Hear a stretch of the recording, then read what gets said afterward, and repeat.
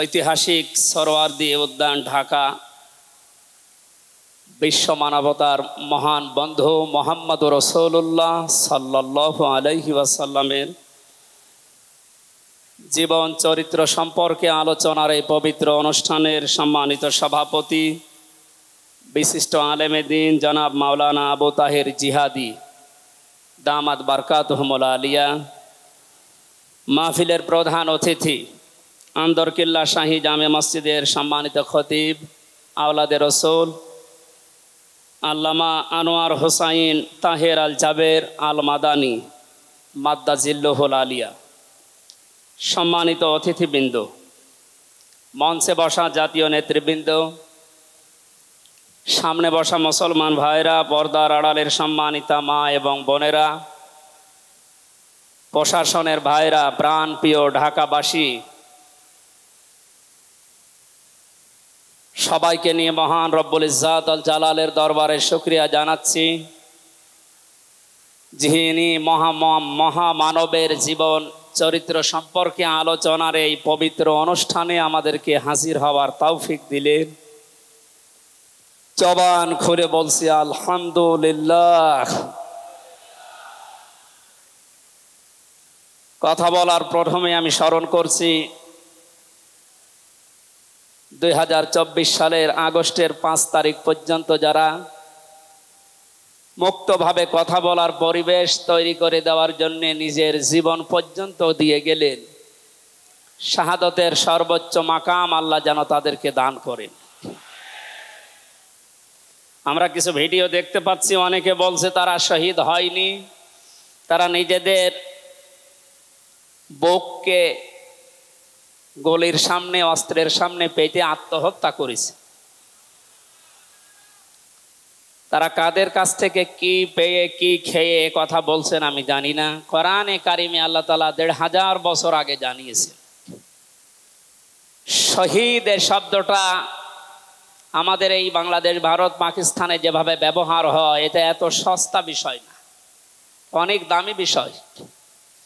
শহীদদের ব্যাপারে কথা যেন মানুষ উল্টা পাল্টা না বলে, এই জন্য মানুষের মুখের উপরে আল্লাহ নোটিশ জারি করে দিয়েছে।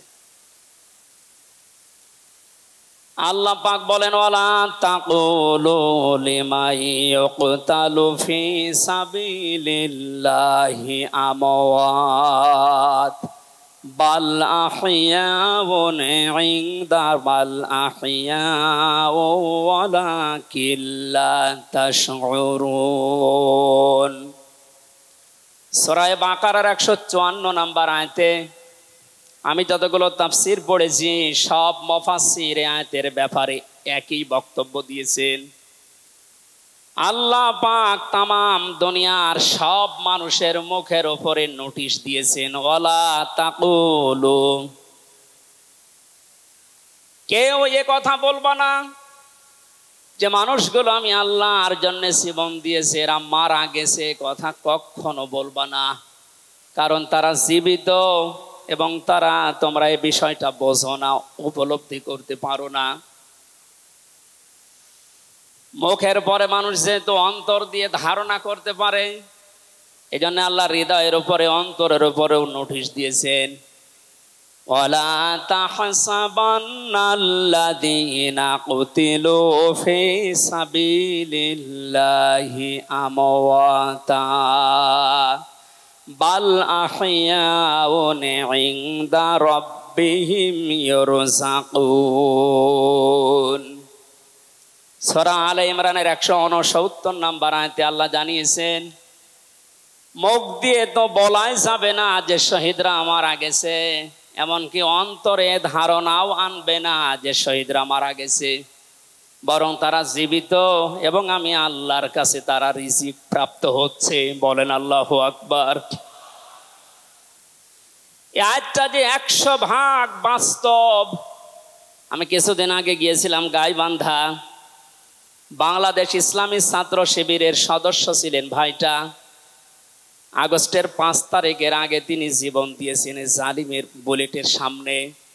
শহীদ সাব্বির হোসাইন, 1 মাস পরে তার কবর ভেঙে গিয়েছিল এই বৃষ্টির পানিতে।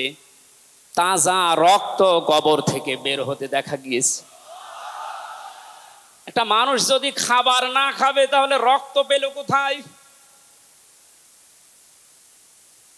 এজন্য এগুলো যারা ছড়াচ্ছেন আমরা আশা করব এই বিষয়গুলো আর সামনে নিয়ে আসবেন না।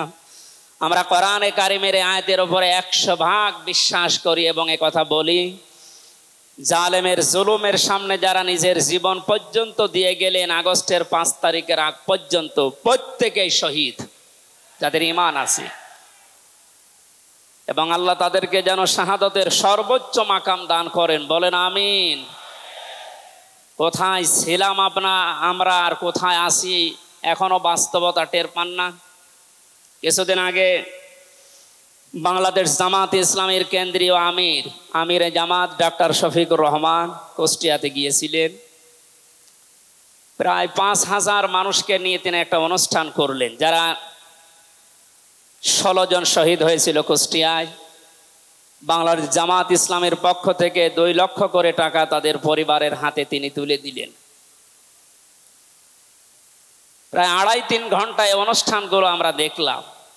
বলেন তো, আগস্টের 5 তারিখের আগে 5000 না, এরকম মানুষ যদি 5 জন এক জায়গায় হয়তো 14টা মামলা হয়ে যেত। কোথায় ছিলাম আমরা আর কোথায় এখন পৌঁছিয়েছি, এরপরও যদি এটাকে কেউ নিয়ামত মনে না করে। গতকালকের একটা জরিপ আমি পেয়েছি, বাংলাদেশে 100 জনের 14 জন এখনো পর্যন্ত, আপা আপনি ঘাবড়াবেন না, আমরা নরম হয়ে যাই, এ দলে আছে। 100 জনের কতজন? 100 জনের 28 জন এখনো পর্যন্ত থালা নেওয়ার জন্য খুব তাড়াতাড়ি করছে। আমি নাম নাই নিলাম। আনন্দের বিষয়, 100 জনের 58 জন মানুষ এখন চাচ্ছে এদেশে আল্লাহর বিধান দিয়ে জমিনটা চলুক। আগস্টের 5 তারিখ খুব বেশি দিন যায়নি। এই কয়েক দিনের ব্যবধানে যদি এই অবস্থা সৃষ্টি হয়, এই জন্য আমার মনে হচ্ছে এদেশের অনেক মুনাফিকেরা বুঝে ফেলেছে বিষয়টা, এজন্য খুব তাড়াতাড়ি করছে যে থালা আমাদের হাতে দেন। আমার দাদা একটা গল্প বলতেন। এক লোক বিবাহ করার পরে বাসর রাতে বউকে রেখে একটু বাইরে গেছে। দাদি শাশুড়ি এসে বলছে, আমার কিন্তু পতি চাই, তুমি কি করবা আমি জানি না। নতুন বউ ডাক দিয়ে বলছে, দাদি শাশুড়ি আমার একটু সময় দেন, আপনার পতি হবে, অসুবিধা নেই। শাশুড়ি এসে বলছে, বৌমা আমার কিন্তু নাতি চাই। ঠিক আছে, আমার সময় দেবেন তো। দেবর আর ননদ এসে বলছে, ভাবি আপনি কি করবেন আমরা জানি না, আমাদের কিন্তু ভাতিজা চাই। কিছুক্ষণ পরে স্বামী এসে বলছে, বউ তুমি কি করবা আমরা জানি না, আমার বেবি চাই। বউ মাথা উঁচু করে বলছে, তোমরা কি সব পাগলের বংশ? আমার এখনো কিছুই হয়নি, এরপরে 10 মাস 10 দিন সময় লাগবে, তারপরে কারো বেবি চাই।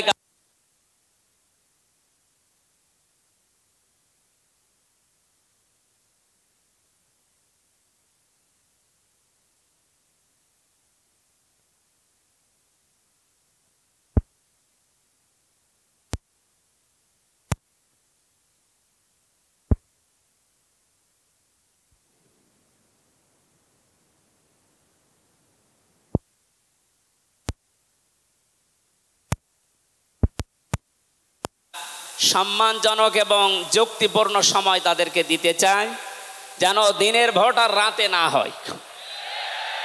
কথা বলেন না কেন? সুতরাং সম্মানজনক সময় নিয়ে তারা ঠিক ব্যবস্থা করবে। যারা খুব তাড়াতাড়ি করছেন, 10 মাস 10 দিন সময় দেবেন না, এমনিতেই বেবি অনেকে ফ্ল্যাক্সি লোড করে নিয়ে আসবে বাড়ি থেকে। সুতরাং আমরা চাচ্ছি, সংস্কার যখন আরম্ভ হয়েছে দেশে, 1628টা চেয়ার আছে এই দেশের, মেন চেয়ার, এই চেয়ার না, যিনি পালিয়েছে তার চেয়ার থেকে শুরু করে এদেশের ওসি সাহেবের চেয়ার পর্যন্ত আপনি গণনা করবেন, 1628টা চেয়ার হয়। আমরা চাই খুব তাড়াতাড়ি যারা দায়িত্বে আছেন এই 1628টা চেয়ার যেন খুব তাড়াতাড়ি পরিবর্তন করা হয়, কারণ এগুলো সব ওই জালেমদের দোষর।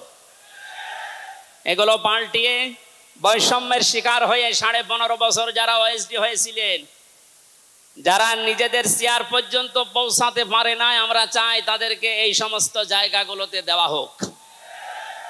জালেমদেরকে আল্লাহ হেদায়েত দেয় না, তার বাস্তব প্রমাণ কালকের একটা কল রেকর্ড। একজনের জন্মদিন নাকি গোপালগঞ্জে পালন করতে দেয়নি এক ওসি সাহেব, এই জন্য বাইরের দেশ থেকে তাকে হুমকি দিচ্ছে যে তার নাম লিস্ট করে রাখো, আমি যদি কোনোদিন আসি তার খবর কর। আমি কথাটা শোনার পরে মিলালাম, আল্লাহু লা ইয়াহদিল কওমাজ জালিমিন। আল্লাহ যে ইহদি দিয়েছেন মোজারে, বর্তমান ভবিষ্যৎ, প্রেজেন্ট ফিউচার, আল্লাহ তাআলা জানিয়েছেন যে আমি জালেমদেরকে হেদায়েত দিচ্ছি না, দেবও না। কালকের কল রেকর্ড শোনার পরে আমার মনে হচ্ছে ওনার কপালে হেদায়েত নেই এবং আল্লাহ দেবেও না। নয়তো এত কিছু হওয়ার পরেও এই লোকটা হুমকি দিতে পারে, আপনার বিশ্বাস হয়? হেদায়েত চাই না, কারণ আমরা হেদায়েত চাইলেও আল্লাহ দেবেন না। জালেমদের হেদায়েত দেবেন না, আল্লাহ নিজে জানিয়েছেন। কারণ জালেমদের বিরুদ্ধে মামলা দায়ের করবে আল্লাহ নিজে। এটা আমি বানালাম। সূরা শুরা 25 নম্বর পারা 6 নম্বর পৃষ্ঠার 13 নম্বর লাইনের 42 নম্বর আয়াতে আছে, ইন্নামাস সাবিলু আলাল্লাযিনা ইয়াযলিমুনান নাস ইলা আখির আয়া। আল্লাহ পাক বলেন, অবশ্যই আমি আল্লাহ নিজে মামলা দায়ের করব, কেস করব, অভিযোগ দাখিল করব তাদের বিরুদ্ধে যারা মানুষ হয়ে মানুষের বিরুদ্ধে জুলুম করে। আল্লাহ ইয়াজলিমুন আল মুসলিমুনা দেননি যে মুসলমানদের উপরে যারা জুলুম করে, ইয়াজলিমুন আন নাস দিয়েছেন যারা মানুষের উপরে জুলুম করে, অত্যাচার করে। এরা আমির হামজার মামলার আসামি না, এরা সরাসরি আল্লাহর মামলার আসামি। 1628 জন যারাই ছিলেন, আর আপনারা কিন্তু বাংলাদেশের কারো মামলার আসামি না, সবাই এখন আল্লাহর মামলার আসামি। মামলার বাদী যত বড় হয়, মামলা তত কঠিন হয় এবং জামিন পাওয়াও তত কঠিন হয়। আপনারা জানেন আমি 3টি বছর জেলে ছিলাম। আমার যে মামলা ছিল, আমার মনে হয় যদি সাজাও লাগিয়ে দিত সর্বোচ্চ 3 মাস। কিন্তু মামলার বাদী যেহেতু একেবারে আল্লাহর ওলি, এই জন্যে বহুবার মামলা সিএমএম কোর্ট, জজ কোর্ট, হাইকোর্টে ওঠার পরও বলে না, হবে না। এই কয়েকদিন আগে মামলা আমার সব খারিজ হয়ে গেছে।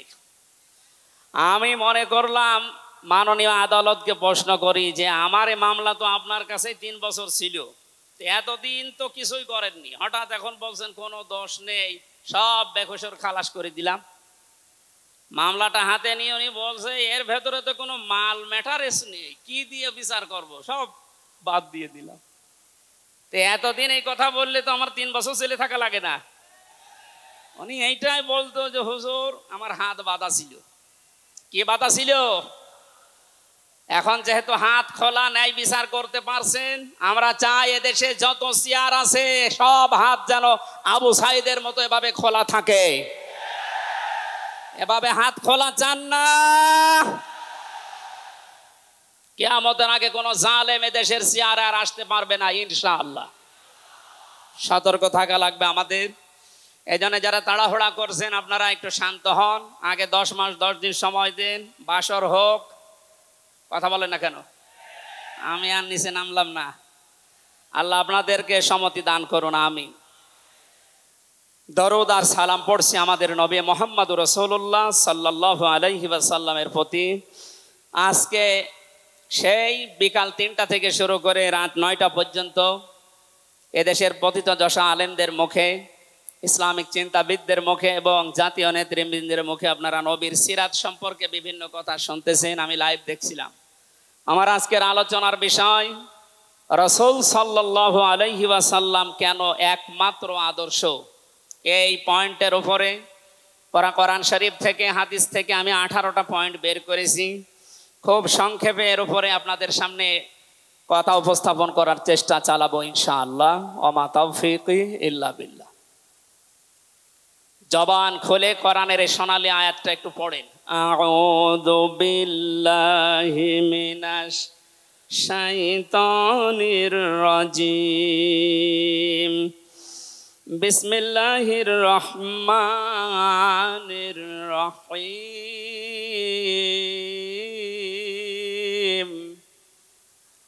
লাকাদ কানা লাকুম ফি রাসূলিল্লাহি উসওয়াতুন হাসানাহ। সাদাকতা ইয়া রব্বানা। সূরা আহজাব 21 নম্বর আয়াতের প্রথম অংশ আমরা তেলাওয়াত করলাম। আমার আলোচনার বিষয় হচ্ছে বিশ্বনবী কেন একমাত্র আদর্শ। এ পৃথিবীতে বহু মানুষকে আমরা আদর্শের সৈনিক হওয়ার ঘোষণা দিতে শুনি, তারা স্লোগান পর্যন্ত দেয়, আমরা সবাই অমক সেনা, ভয় করি না বুলেট বোমা। আজকের আলোচনার পরে এটা ক্লিয়ার হবে, বিশ্বনবী বাদ দিয়ে অন্য কারো আদর্শের সেনার ঘোষণা যদি কেউ দেয়, এ মারা গেলে নবীর সুপারিশ থেকে বঞ্চিত ও চির জাহান্নামী। আমরা যেহেতু মানুষ এবং আমরা মুসলিম, আমরা জাহান্নামে যেতে চাই না। এই ছোট্ট ভুলের কারণে এই ভুলটা আজকে শুধরিয়ে নেব ইনশাআল্লাহ। সূরা আহজাব কোন সূরা বলেন তো? এটা ক্লাস চলছে, ছাত্রের মতো জবাব দেবেন। আহজাব শব্দের শাব্দিক অর্থ দল সমূহ। এর এক বচনে হচ্ছে হিজবুন। হিজবুন মানে দল। পৃথিবীতে দল আছে দুইটা।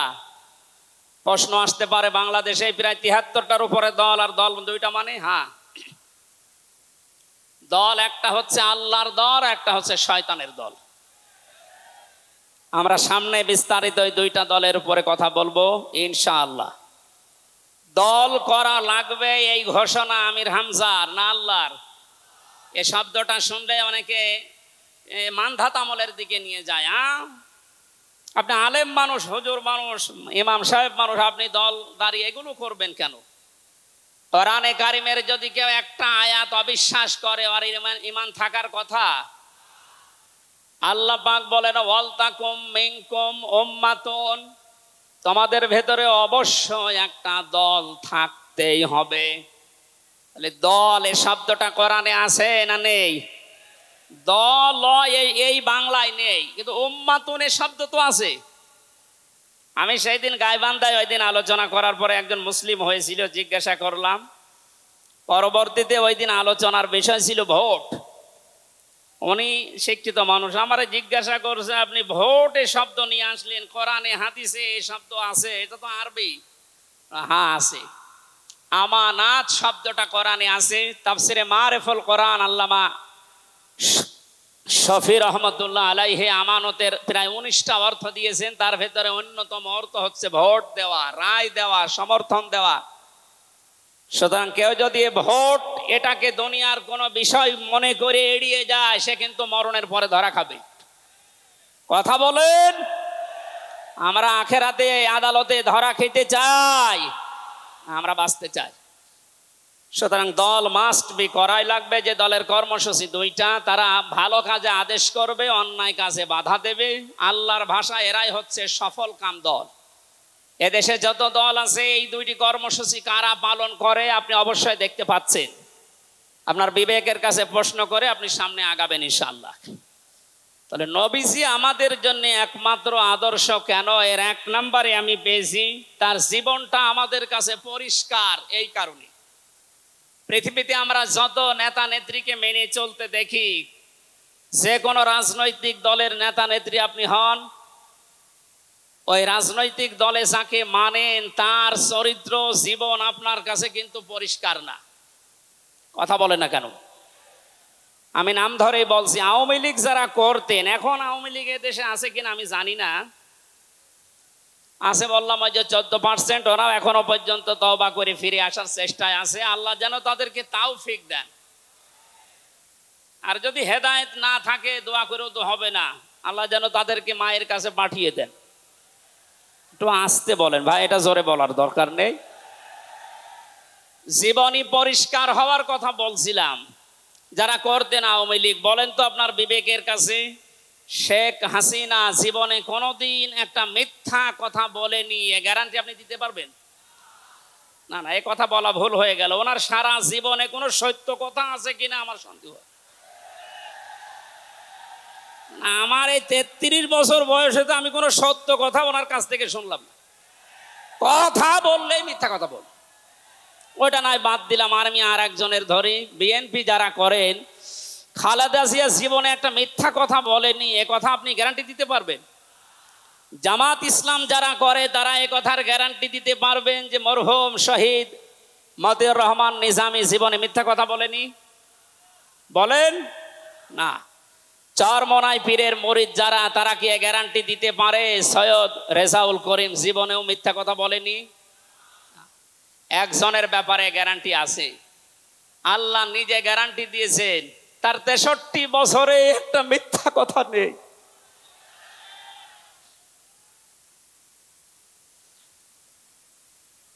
এই জন্য বিশ্বনবী আমাদের একমাত্র আদর্শ হওয়ার কারণ এই যে জীবনে 63 বছরে একটাও মিথ্যা কথা বলেননি। জোরে বলেন আল্লাহু আকবার।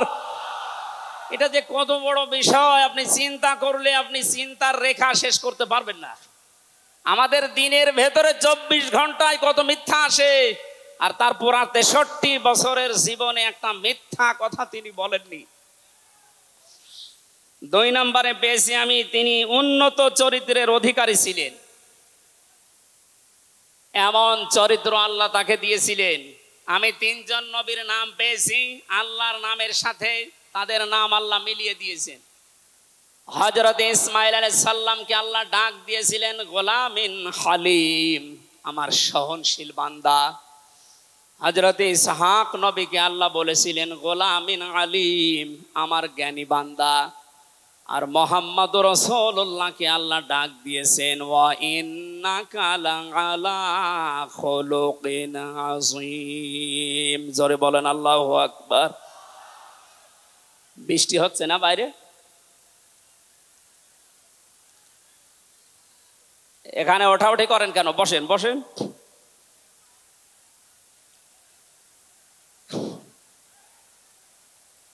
এই কোরআনের আলোচনার ভেতরে কথা বললে কিন্তু গুনাহ হবে ভাই, কথা বলা যাবে না। কষ্ট হলেও ওইভাবে থাকেন, কথা বলবেন না। 3 নম্বরে পেয়েছি আমি সূরা ইউনূসের 58 নম্বর আয়াতে আল্লাহ তাআলা জানিয়েছেন বিশ্ব নবী তোমাদের জন্য একমাত্র আদর্শ হওয়ার কারণ তিনি শ্রেষ্ঠ সম্পদ। قل بفضل الله وبرحمته فبذلك فليفرحوا هو خير مما يجمعون।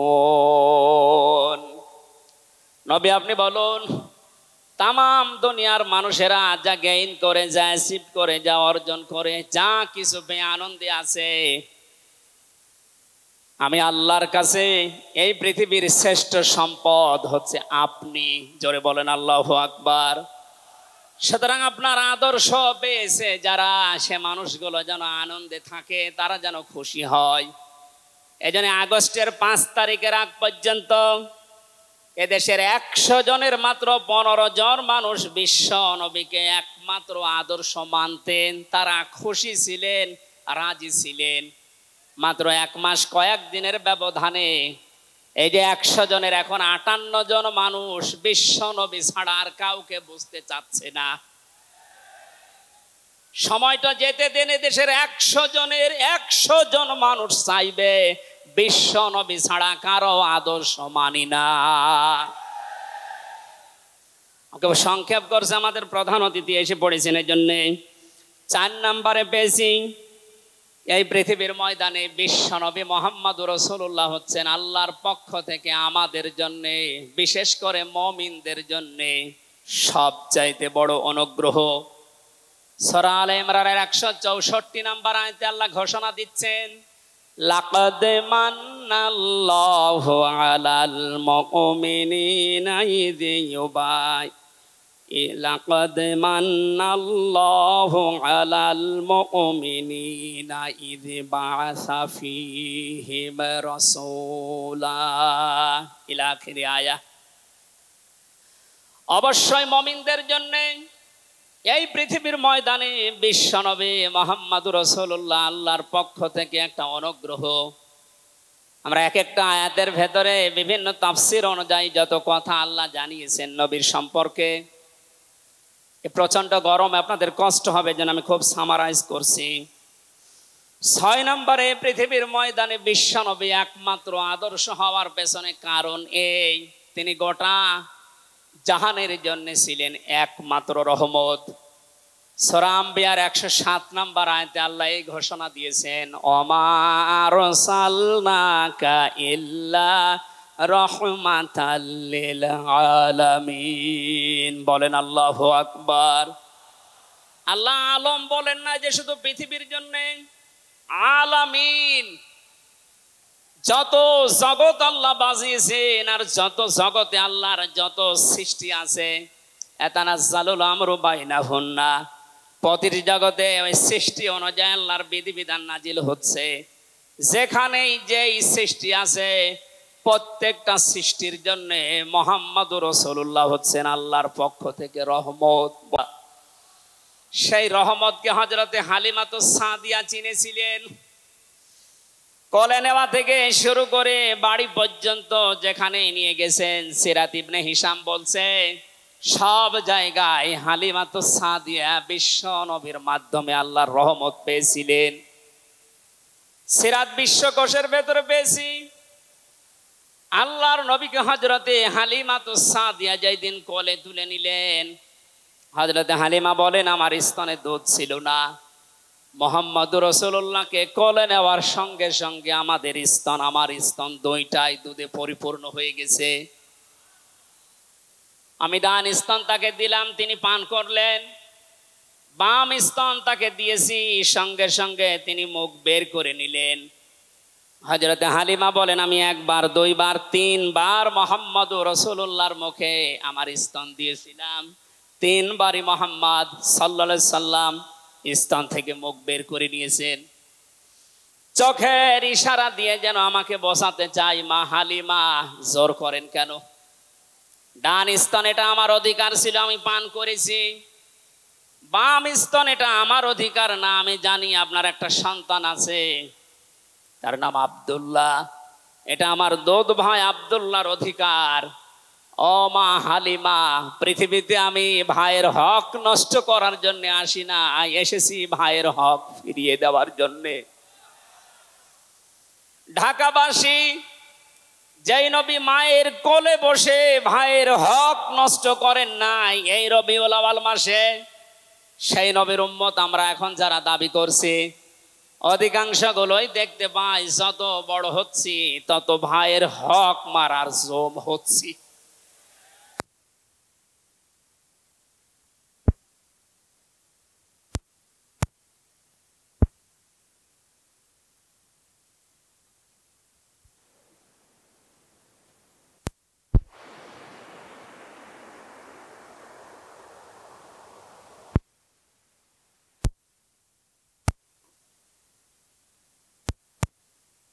হয়ে গেছে।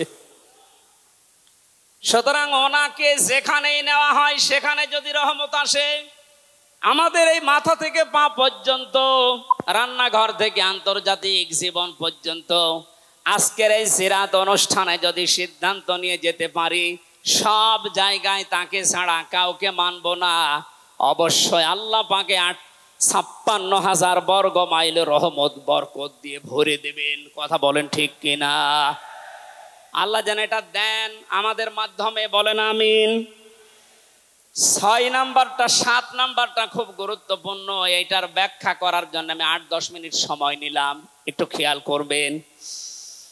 বিশ্বনবী আমাদের একমাত্র আদর্শ, এই কারণে 7 নাম্বার পয়েন্টে আমি কোরআন থেকে নিয়েছি, গণা মাপের গ্যারান্টি শুধু তার আদর্শ অনুসরণের মাধ্যমে। পৃথিবীতে বহু মানুষ আছে, বহু বিশ্ব নেতার দাবি অনেকে করছে, অনেকে বিশ্ব মানবতার দাবি করছে, অথচ বিশ্ব নেতা হওয়ার জন্য যে 7টা কোয়ালিটি লাগে আমরা অধিকাংশ মানুষের ভেতরে পাই না, আন্দাজে শুধু ঢোল বাজায়। এ পৃথিবীতে বিশ্ব নেতার দাবি করতে পারেন নবীরা, রাসূলরা, কথা বলেন ঠিক কিনা? এই পৃথিবীতে বিশ্ব নেতৃত্ব দেওয়ার দাবি করতে পারে নবী রাসূলরা, এ কথার সাথে একমত আছেন? আমরা একজন নবীর নাম বলছি, হযরত ঈসা রুহুল্লাহ, তিনি জন্মের পরে তার জাতির লোকেরা তাকে অবৈধ, হারামজাদা এরকম উল্টা পাল্টা নাম দিয়ে ডাকতো। হযরতে মরিয়ম আলাইহিস সালামের কাছে যখন জিজ্ঞাসা করেছে জাতির লোকেরা বিয়ে হয়নি, সন্তান পেলে কোথায়, খুব খেয়াল করে শুনবেন। হযরতে মরিয়ম ইশারা দিয়েছিলেন দোলনার দিকে। ফাশারাতে ইলাইহি ক্বালু কাইফা নুকাল্লিমু মান কানা ফিল মাহদি সাবিয়্যা। তিনি ইশারা দিয়ে বললেন, এই যে দোলনায় যে ছেলেটা আছে ওকে জিজ্ঞাসা করো ওর জন্মের পরিচয় বলতে পারবে। ওরা বলছে ছোট্ট বাচ্চা কথা বলবে কি করে। সঙ্গে সঙ্গে দোলনা থেকে হযরতে ঈসা তার এই জাতির লোকের এই কথার উত্তর দিয়েছেন, জবাব দিয়েছেন, ক্বালা ইন্নী আবদুল্লাহ আতানিয়াল কিতাবা ওয়া জাআলানি নাবিয়্যা ওয়া জাআলানি মুবারাকান আইনামা কুনতু ওয়া আওসানি বিস-সালাতি ওয়াজ-যাকাতি মা দুমতু হাইয়্যা। বলেন আল্লাহু আকবার। দোলনা থেকে হযরত ঈসা বললেন, আমি অবৈধ সন্তান না, আমি জারজ না, আমি আল্লাহর বান্দা। আল্লাহ পাক আমাকে জামানায় নবী করে পাঠিয়েছেন এবং আমাকে সামনে কিতাব দেবেন। আমাকে তিনি ওসিয়ত করেছেন, আদেশ দিয়েছেন আমি যেন সালাত আদায় করি, যাকাত আদায় করি যতদিন আমি জীবিত আছি। আমার মায়ের সাথে যেন আমি ভালো ব্যবহার করি। এখানে কয়েকটা পয়েন্টের দিকে তাকান। হযরতে ঈসা তিনি নিজের পরিচয় দিতে গিয়ে প্রথমে বললেন, আমি আব্দুল্লাহ, আল্লাহর বান্দা। আল্লাহ আমাকে জামানার নবী করে পাঠিয়েছেন এবং কিতাব সামনে আমাকে দেবেন। আজ পৃথিবীর ময়দানে যারা বিশ্ব নেতা হওয়ার কথা জানায়, যাদেরকে দাবি করা হয়, দেখেন তো এ মানুষগুলোর বাবা এক ধর্মের, মা আর এক ধর্মের। জন্ম আপনার আগে বৈধ হওয়া লাগবে, এরপরে বিশ্ব নেতা। যে 7টা পয়েন্ট আছে আয়াতের তাফসিরে, অত জোরে বলার দরকার নেই, আপনি বুঝলেই হবে। বিশ্ব নেতা হওয়ার জন্য প্রথম কোয়ালিটি থাকবে আপনার জন্ম হওয়া লাগবে বৈধ। এ পৃথিবীর প্রত্যেকটা নবীর জন্ম ছিল বৈধ, কোন নবী অবৈধ না। কথা বলেন। অথচ এখন অনেককে এমন দাবি করে আকাশে তোলা হচ্ছে যার মা এক ধর্মের, বাবা আর এক ধর্মের। আমি বাকি 6টা নাই বললাম। ঢাকাবাসী এবার আসেন তো সূরা আলে ইমরানের 131 নম্বর আয়াতের এই ব্যাখ্যাটা বলার জন্য আমি এই আশপাশে যাচ্ছিলাম। বিশ্ব নবীকে অনুসরণ করলে জীবনের গুনাহ মাপের গ্যারান্টি দিয়েছেন কে? এতদিন আয়াত যেভাবে শুনেছেন ওইভাবে না, যেহেতু এখন ডিজিটাল যুগ, ডিজিটাল কায়দায় শোনা লাগবে। কুল ইন কুনতুম তুহিব্বুনাল্লাহা ফাত্তাবিউনি ইউহিব্বুকুমুল্লাহ ওয়া ইয়াগফির লাকুম যুনুবাকুম আল্লাহু গফুরুর রহিম। এটা তাফসিরে ফি জিলালিল কোরআনে সাইয়্যিদ কুতুব বিস্তারিত দিয়েছেন, আমি শুধু ইঙ্গিত দিচ্ছি, একটু তাকান। আল্লাহ পাক বলেন, নবী আপনি বলুন, যদি আল্লাহকে ভালোবাসি এ দাবি তোমাদের থাকে, এ দাবি আমাদের আছে না নেই? আল্লাহকে আমরা ভালোবাসি এ দাবি আছে না নেই? আল্লাহ বলেন এ দাবি যারা করে তাদেরকে আপনি বলেন যে ফাত্তাবিউনি, তারা যেন আপনার অনুসরণ করে। আল্লাহ পাক বলেন তারা যদি আপনার অনুসরণ করে ইউহিব্বুকুমুল্লাহ, আমি আল্লাহ নিজেই তাদেরকে ভালোবাসা আরম্ভ করব। আমি যদি কাউকে ভালোবাসি তার জীবনের অপরাধগুলো মাফ করে দেই। আমি গফুর, আমি রহিম। এ পর্যন্ত বাংলা অর্থ ছিল। এবার আসেন ব্যাখ্যায়। এদিকে আসেন আপনারা, এদিকে আসেন। ফাত্তাবিউনি, আমার অনুসরণ করো, আমাকে দেখে দেখে চলো। এখন এই অনুসরণ করা লাগবে কি নবীজির জীবনের আংশিক না পূর্ণাঙ্গ? আরো জোরে বলেন, আংশিক না পূর্ণাঙ্গ? আব্দুল্লাহ ইবনে উবাইয়ের দিকে তাকান, এ লোকটা অনুসরণ করেছিল কিন্তু আংশিক। এই জন্য মুনাফিকের সর্দার হয়ে মারা গেছে। কথা বলেন ঠিক কিনা? তার নামাজ ছিল রসুলের মতো, রোজা ছিল রসুলের মতো, নবীজির পেছনে হজ করেছে, নবীজির সাথে বিশ্ব নবীর সাথে ইফতারি করেছে, কিন্তু বিশ্ব নবী এই পৃথিবীর নেতা এটা সে মানত না।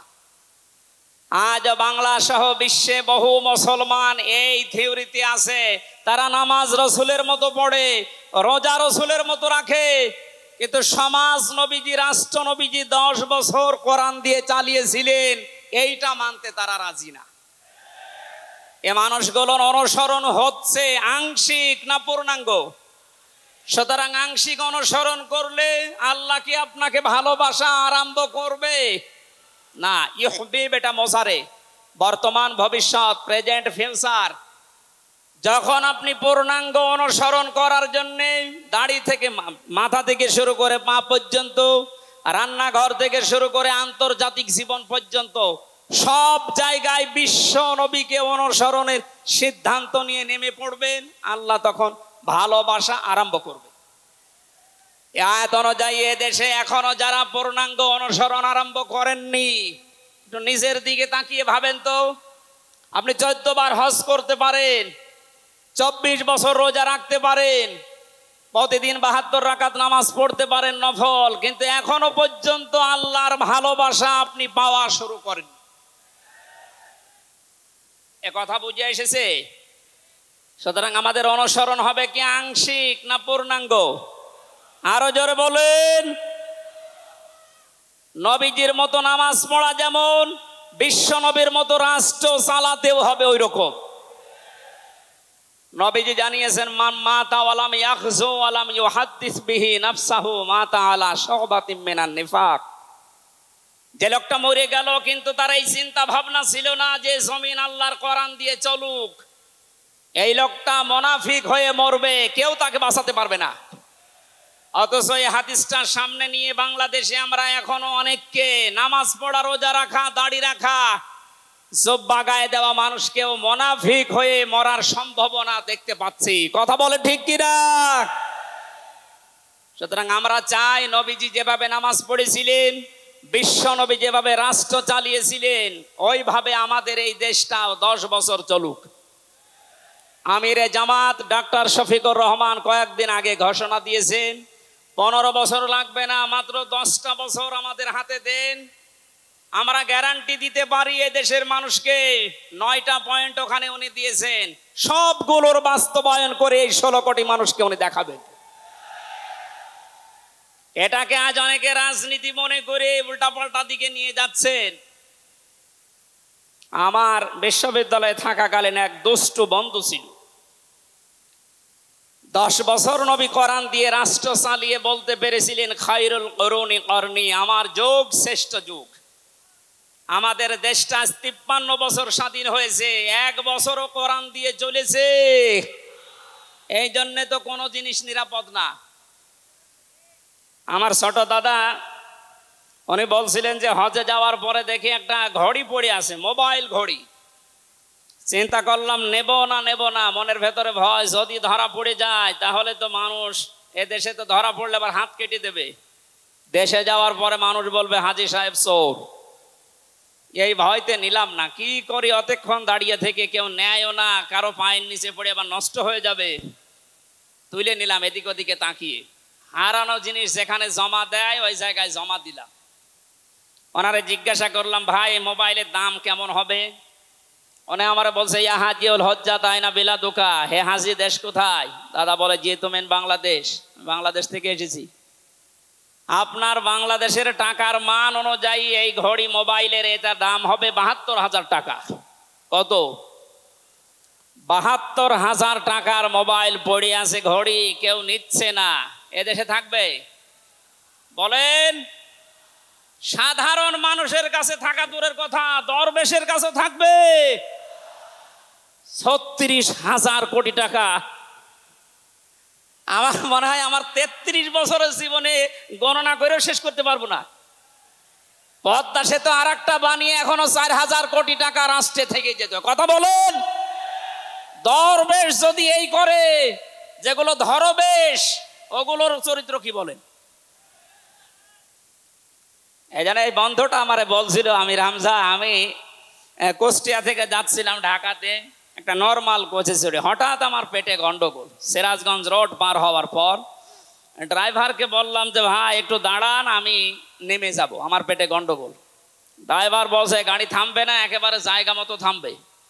আপনার যদি বেশি অসুবিধা হয় তো পেছনে সিট খালি আসে, বসে বসে আল্লাহ আল্লাহ করেন।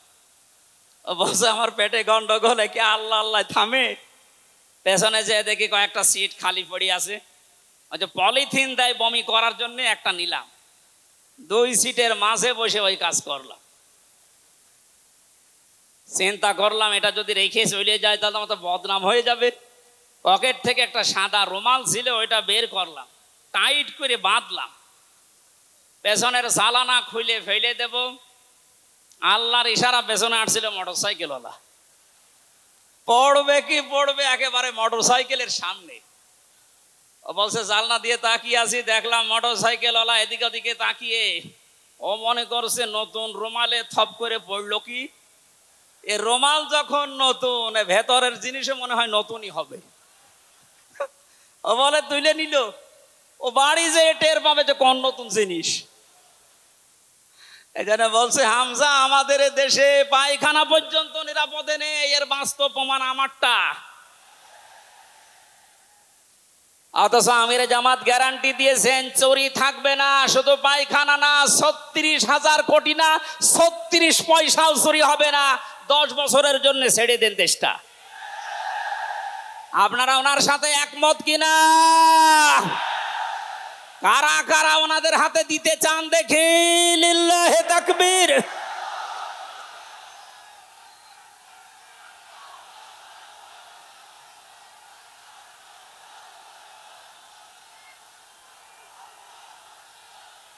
আলহামদুলিল্লাহ ভাই, এটা রেকর্ড হচ্ছে, এটা শুধু এই সামিয়ানার নিচে নেই, 18 কোটি মানুষ শুনতেছে। যারা এই ময়দানের থেকে হাত তোলা দেখে তারাও হাত তুলেছে। আমরা চাই এই হাত যেন আল্লাহর জন্য আপনারা তোলেন, মানুষকে দেখানোর জন্য না।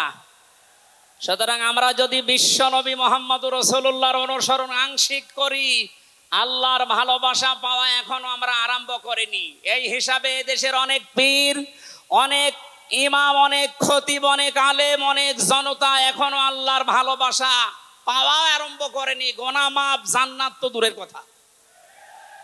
কারণ আল্লাহর ভালোবাসা যে পাওয়া আরম্ভ করবে, তার জীবনের গোনাগুলো আল্লাহ মাফ করবে, তাকে জান্নাতে দেবে। সুতরাং রাসূলুল্লাহ আমাদের একমাত্র আদর্শ হওয়ার কারণেই তাকে অনুসরণ করলে এ গ্যারান্টি পাওয়া যায় যে জীবনের গোনা আল্লাহ মাফ করে দেন। জোরে বলেন সুবহানাল্লাহ। 9 নম্বরে পেয়েছি, বিশ্ব নবীর সাথে কেউ যদি বেয়াদবি করে তাহলে সে ধ্বংস হয়ে যাবে। আপনি তাকান, তার আপন চাচা আবু লাহাব, এরা যদি সিরাতুন নবী মাহফিল, আমাদের ঢাকাতে এগুলো হয়তো নেই, এগুলো চট্টগ্রাম আর সিলেট বিভাগে বেশি পাওয়া যায়। রবিউল আউয়াল মাস আজকে শেষ, এ মাস আসলেই অনেককে দেখি নবীর জন্ম নিয়ে, নবীর মিলাদ নিয়ে আনন্দে আত্মহারা হয়ে যায়। পরিষ্কার ভাষায় বলছি, বাংলার মানুষেরা, নবীর মহাব্বত, নবীর ভালোবাসা মাস্ট বি লাগবেই।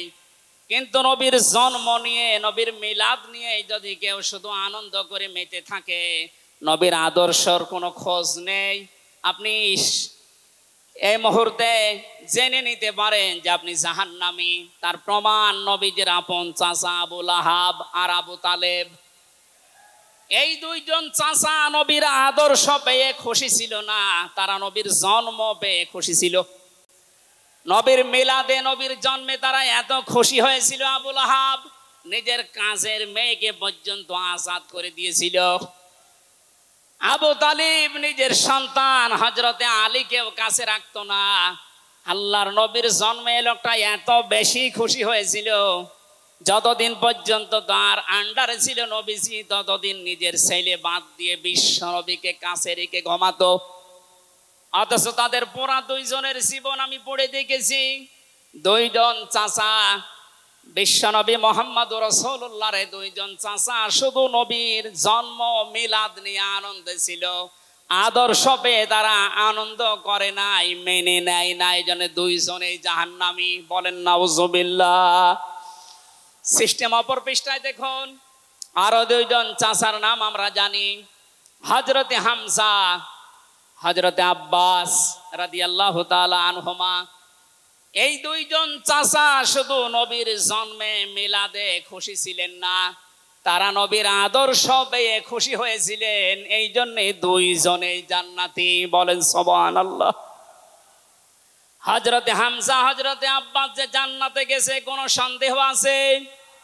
আল্লাহ কোরআনের আয়াত নাযিল করেছেন তাদের নামে, রাদিয়াল্লাহু আনহুম ওয়া রাদু আন।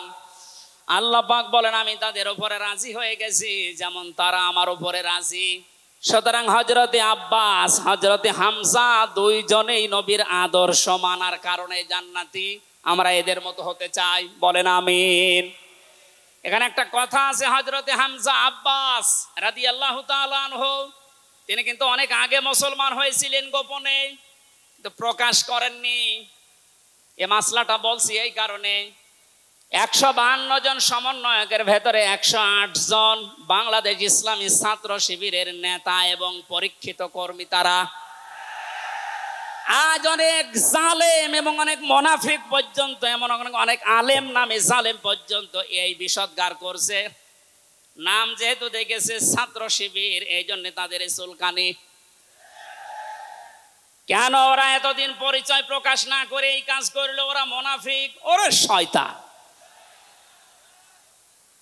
যেখানে বিশ্বজিতের মতো হিন্দু সে রেহাই পায় না, সেখানে পরিচয় দিয়ে মার খাবে।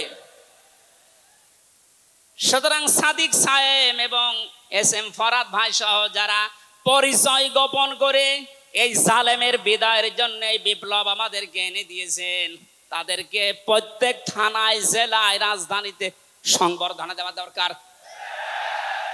তারা এটা এমনিতেই করে নাই, তারা হযরতে আব্বাসের জীবন থেকে করেছে। অথচ হযরত আব্বাস রাসূলের বিরুদ্ধে বদরের ময়দানে বিরুদ্ধে যুদ্ধ করার জন্য আবু জাহেলের পক্ষ নিয়ে গিয়েছিল, অথচ তিনি ওই সময় মুসলমান। তার মানে নিজের পরিচয় গোপন করে বাস্তবতার নিরিখে স্থান কাল পাত্র ভেদে এটা একটা কৌশল, এটা একটা হেকমা। ও জীবনে কোরআনই পড়ে নাই, হাদিস পড়ে নাই, ও ফতোয়া দিচ্ছে যে এ হচ্ছে মুনাফিক। এই জন্য ওনারা যা করেছে, আমি এখানে 9টা পয়েন্ট এনেছিলাম। সাদিক সাহেব ভাই সহ, এস.এম. ফরাদ ভাই সহ 108 জন যা করেছে, সব নবীদের থেকে, নবীর মাদের থেকে, নবীর সাহাবীদের থেকে, নবীদের চাচার থেকে শিক্ষা নিয়ে এই হিকমতটা অবলম্বন করেছে। আল্লাহ তাদেরকে যেন সর্বোচ্চ মাকাম দান করেন। বলেন আমিন।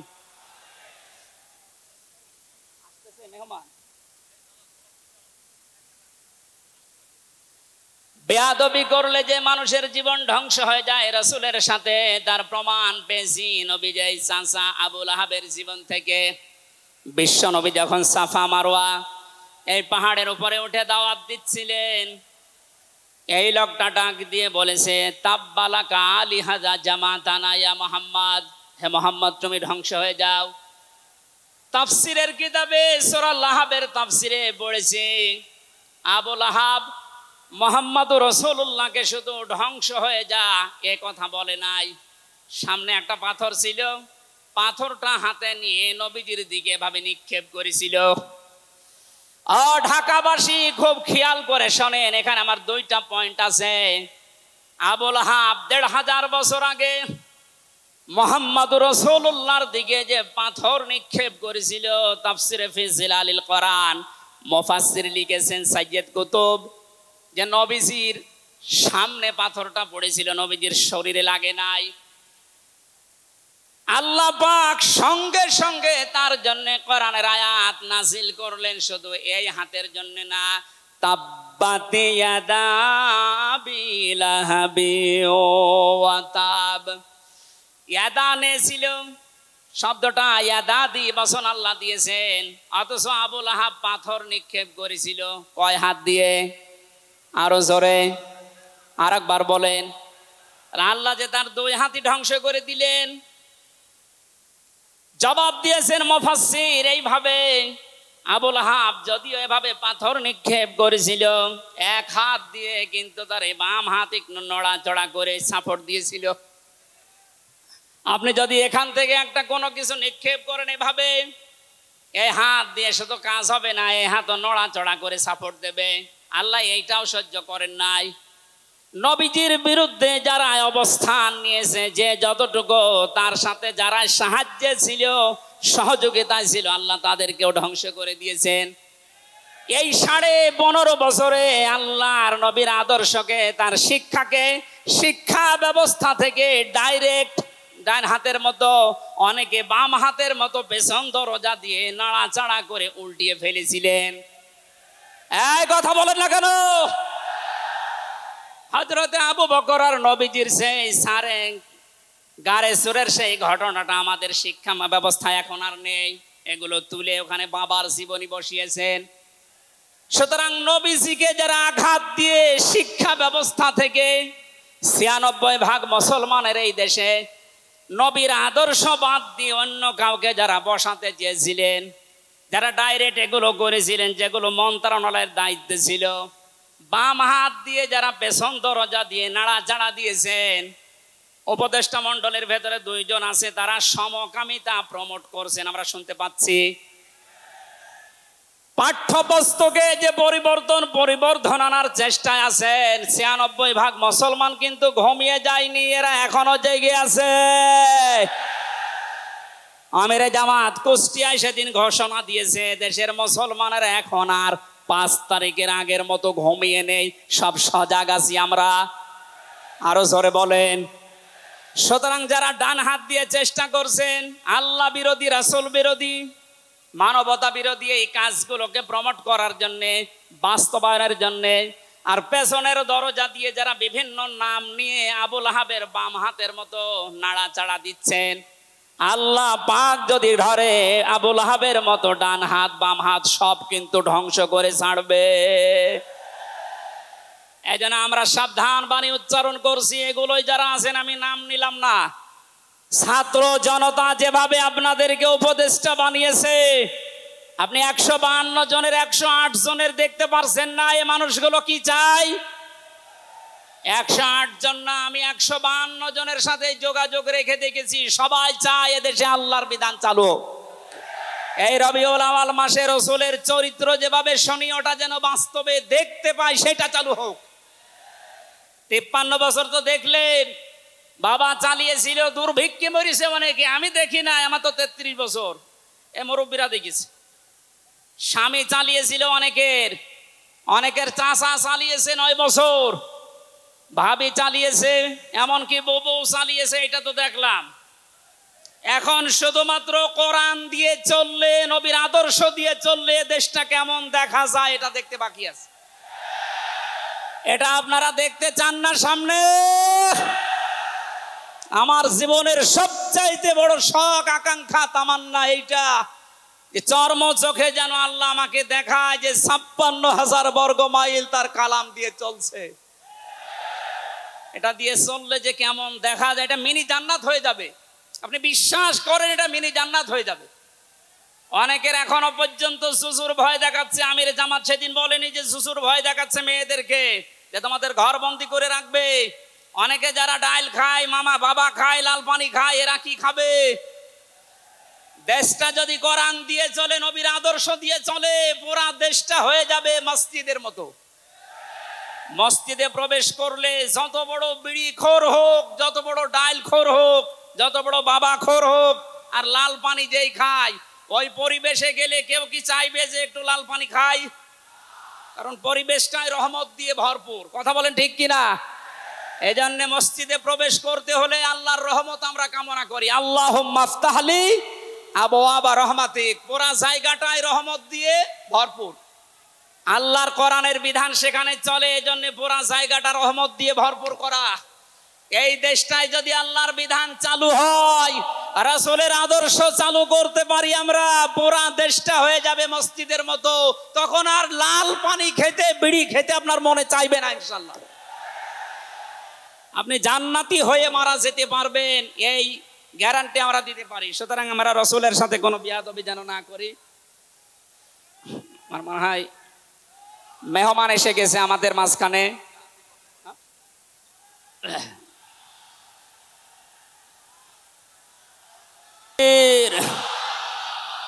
আওলাদে রাসূলের আগমন, আওলাদে রাসূলের আগমন। আমাদের মাহফিলের প্রধান অতিথি আওলাদে রাসূল আল্লামা আনোয়ার হোসাইন তাহের আল জাবেরি আল মাদানী মাদ্দাজিল্লাহুল আলী আমাদের মাঝে এসে গেছেন। আমরা যে প্রচন্ড গরমে আপনারা কষ্ট পাচ্ছেন, এবং উনি যেহেতু এসে গেছে এখন আর কথা বলা মনে হয় ঠিক হবে না। আমি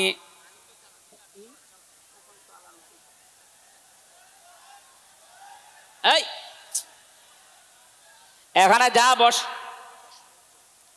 এখানে যা বসা আছে সব আমার উস্তাদের উস্তাদ।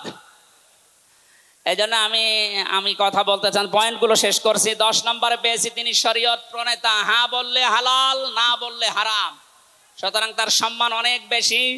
11 নম্বরে তিনি ছিলেন দাঈ ইলাল্লাহ, তিনি ডাকতেন শুধুমাত্র আল্লাহর দিকে। কার দিকে? আমি একটা পয়েন্ট এখানে বলি, খুব খেয়াল করে শুনবেন। সূরা হামিম সেজদার 33 নম্বর আয়াতটা এতদিন যেভাবে শুনেছেন ওইভাবে না, একটু ভালো করে খেয়াল করে শোনেন।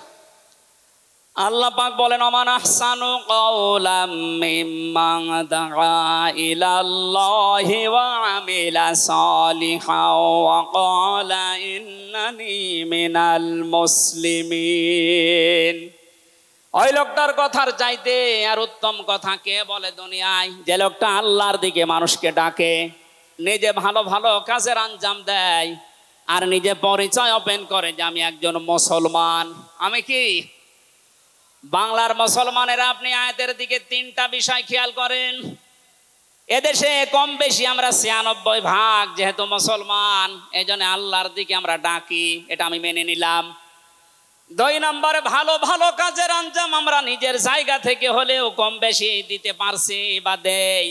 3 নম্বরে যেটা ওয়াকালা ইন্নানি মিনাল মুসলিমিন, আমি মুসলমান, এই ঘোষণা দেওয়ার মতো পরিবেশ এই দেশে এখনো আসে নাই। কথা বলুন। এখন এমন জায়গা অনেক আছে যেখানে আমি মুসলমান, এ কথা বলা এখনো সম্ভব না। সুতরাং আয়াতের 3 নাম্বার, এটা যদি বাস্তব এই চর্মচোখে দেখতে চান যে আমি মুসলমান, এই পরিচয় দিয়ে আমি এই পৃথিবীতে টিকে থাকতে চাই, তাহলে এই দেশটা কোরআনের হাতে দেওয়া লাগবে, মাস্ট বি। কথা বলেন ঠিক কিনা? সুতরাং আমাদের এখন থেকে ডাক হবে কোনো পীরের দিকে না, কোনো বাবার দিকে না, আমাদের একমাত্র ডাক হবে আল্লাহর দিকে। জোরে বলেন আমিন। 12 নম্বরে বেশি তিনি যুদ্ধবন্দীদের সাথে এমন ভালো আচরণ করতেন। ইয়ামামার একজনের নাম পড়লাম হাদিসের পাতায়, বিগ লিডার ছিলেন এই লোকটা, সামামা ইবনে ওয়াসাল রাদিয়াল্লাহু তাআলা আনহু। বদরের ময়দানে তিনি ধরা পড়লেন, সাহাবীরা তাকে বেঁধে রেখেছে মসজিদের ভেতরে খুঁটির সাথে। নবীজি এসে বললেন, সামামা কেমন লাগে তোমার, কি আচরণ আমার কাছে আশা করো? লোকটা বলে, মুহাম্মদ সাল্লাল্লাহু আলাইহি সাল্লাম, আপনি আমাকে মেরেও ফেলতে পারেন, ছেড়েও দিতে পারেন। নবীজি তাকে বললেন, সামামা এই দুনিয়ায় শেষ দুনিয়া না, আর একটা জগৎ আমাদের সামনে আসে। ইসলামের বিশাল কিছু তার সামনে তুলে ধরলেন। বাড়িতে যাওয়ার পরে নিজের হাতে রান্না করে খাবার পাঠালেন তার জন্য। দ্বিতীয় দিন আবার তাকে দাওয়াত দিলেন ইসলামের। বিশ্ব নবী নিজে উটের দুধ এক সাহাবীকে দিয়ে দহন করিয়ে গরম করে পাঠালেন। মনে হচ্ছে তিনি জামায় আদর করছেন, অথচ সে লোকটা যুদ্ধবন্দী। একটা যুদ্ধবন্দী মানুষের সাথে বিশ্ব নবীর যে আচরণ, এ পৃথিবী অবাক হয়ে গেছে। অথচ এই 15.5 বছরে যুদ্ধবন্দী না, কারাবন্দী, তাও অন্যায় ভাবে। আরে ভাই, আমার তো 3 বছর পরে যেহেতু মামলা খালাস করে দিয়েছে, আদালত কর্তৃক প্রমাণ হয়েছে যে আমি নির্দোষ, আমার কোনো দোষ নেই, তাহলে আমরা মামলার আয়ু থেকে শুরু করে একেবারে ওই উপর পর্যন্ত যিনি পালিয়েছেন এ পর্যন্ত যারা জড়িত ছিল, আমি চাই তাদের প্রত্যেকে যেন 3 বছর জেলে থাকে। এইটাই ন্যায় বিচার হবে। কথা বলে না কেন? আমার জন্য 3 বছর, ব্যারিস্টার আরমানের জন্য 8 বছর, 11 বছর। কত বছর? আপনি যে চট করে ঢুকে পড়বেন, আগে 11 বছর থাকেন, এরপরে।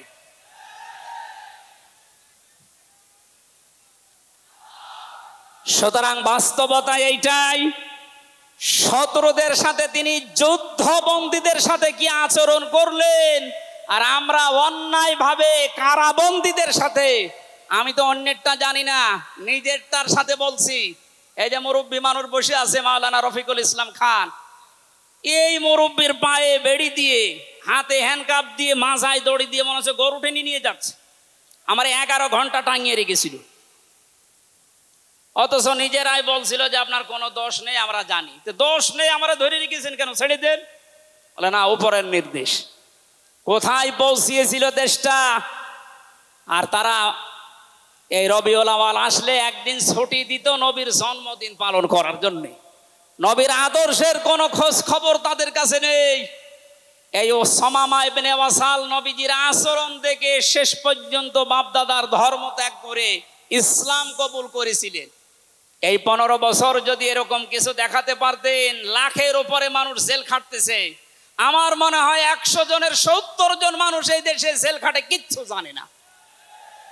বিশেষ করে 15.5 বছর এই মানুষগুলো আপনার দলে অন্তত না আসলেও আপনার জন্য দোয়া করতো। এরপরে আমি পেয়েছি বিশ্বনবীকে একমাত্র আদর্শ হওয়ার কারণ তিনি শত্রুদের সাথে এমন আচরণ দেখিয়েছিলেন, পৃথিবীতে ইতিহাস হয়ে আছে। তায়েফে তিনি দোয়া করেছিলেন, আল্লাহুম্মা হাদি কওমি ফাইন্নাহুম লা ইয়ালামুন। 14 নম্বরে পেয়েছি তিনি নবী এবং রাসূলদের নেতা ছিলেন। 15 নম্বরে ছিল তার বক্ষ ছিল উন্মুক্ত। 16 নম্বরে পেয়েছি তিনি ছিলেন লাইট বা আলো। 17 নম্বরে তিনি ছিলেন স্নেহময়, মমতাময়। 18 নম্বরে তিনি ছিলেন কমল হৃদয়ের অধিকারী। এক একটা শব্দের ভেতরে লক্ষ লক্ষ কথা আল্লাহ লুকিয়ে রেখেছেন। রাসূলের জীবনে 1 ঘন্টা 1.5 ঘন্টায় না, কিয়ামত পর্যন্ত যদি কেউ আলোচনা করে, আমি 31টা বিষয় সাজিয়েছি এক একটা পাঠ অনুযায়ী। সুতরাং এরকম যদি শুরু হয় তো 31 দিন একাধারে লাগার কথা আমার এই ক্ষুদ্র জ্ঞানে।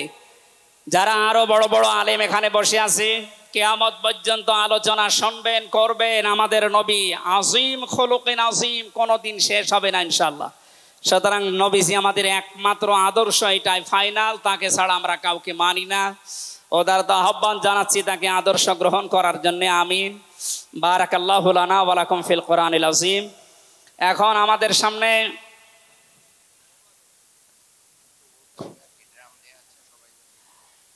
এমনিতেই অনেক খরচ হয়েছে মাহফিলের জন্য, আপনারা দেখতে পাচ্ছেন।